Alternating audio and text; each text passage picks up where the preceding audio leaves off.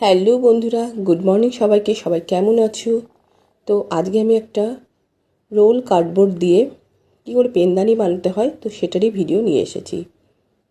তো দেখো, প্রথমে আমি রোল কার্ডবোর্ডটাকে একটা ব্লু পেপার দিয়ে কভার করে দিলাম।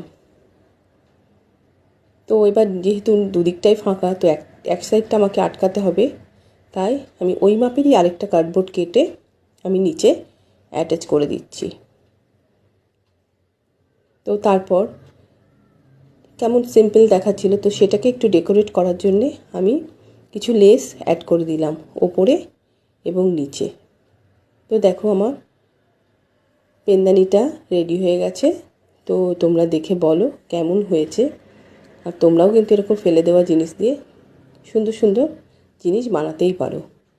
তো কেমন লাগলো ভিডিওটা অবশ্যই জানাবে। Thank you.